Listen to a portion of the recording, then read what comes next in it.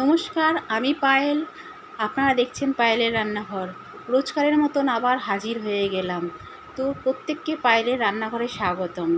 এটা আমি বানিয়েছিলাম একটি অভিনব বাঁধাকপির মোমো। আপনারা তো অনেক রকম মোমো খেয়েছেন, আমিও খেয়েছি, বিভিন্ন রকম মোমো বানিয়েওছি। আজকে আমি বানিয়েছিলাম বাঁধাকপির মোমো। তো বাঁধাকপির মোমো বানাতে গেলে প্রথমেই বাঁধাকপি লাগবে। বাঁধাকপির পাতাগুলোকে এইভাবে ছাড়িয়ে রেখে আমি বাঁধাকপিটাকে পাতাগুলো সিদ্ধ করে নিয়েছি, তার সাথে দিয়ে দিয়েছিলাম চিকেনটাকেও সিদ্ধ করে রেখে ছাড়িয়ে রেখেছিলাম। তো ছাড়িয়ে আমি কড়াইয়ে চিকেনে সামান্য তেল দিয়ে চিকেনগুলো দিয়ে তার ভিতরে আমি একটু সামান্য নুন, একটু গরম মশলার গুঁড়ো, আর একটু গোলমরিচের গুঁড়ো, আর একটু রসুন কুচি দিয়ে এটাকে একটু চিকেনগুলোকে ফ্রাই করে তুলে নিয়েছি। এখানে বাঁধাকপির পাতার মধ্যে সেই আমি চিকেনের পুরটা ঢুকিয়ে দিয়ে ওপর থেকে একটু আলু সিদ্ধ দিয়ে মুখটা তার উপরে একটু আলু সিদ্ধ চটকে তার উপরে দিয়ে দিয়েছি, আর দিয়ে দিয়েছিলাম একটু বেসন দিয়ে বাঁধাকপির যে মুখটাকে আটকে দিয়েছি।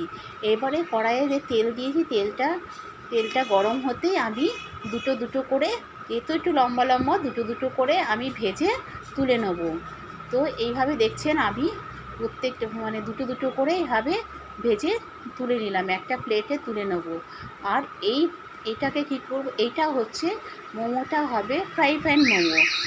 এর ভেতরে আমি ভাজার পরে আমি কড়াইয়ে দিয়ে দেবো বেশ কিছুটা রসুন কুচি। দেখবেন আর দুটো আছে, এই দুটো ভাজা হয়ে গেলে আমি বেশি করিনি, 4টে করেছি। তো এভাবে আমি এইগুলো ভেজে প্রত্যেকটাকে তুলে নিয়েছি। একটু লাল লাল করে এপিট ওপিট ভেজে তুলে নিলাম, এই দুটো তুলে নেব। এবার এই কড়াইতে আমি দিয়ে দেবো বেশ কিছুটা রসুন কুচি, আর আমি কয়েকটা লঙ্কা, শুকনো লঙ্কাকে আমি ভেজে, তো শুকনো লঙ্কাকে ভেজে আমি তুলে নিয়েছিলাম। সেটাকে আমি একটু কেটে রেখে দিয়েছি। তো এবারে আমি যেহেতু তেলটা অনেকটা ছিল, আমি তেলটা একটু কমিয়ে তার ভিতরে দিয়ে দিলাম কিছুটা রসুন কুচি। এবারে দেব টমেটো সস, বেশ খানিকটা টমেটো সস দিয়ে এটাকে টস করব।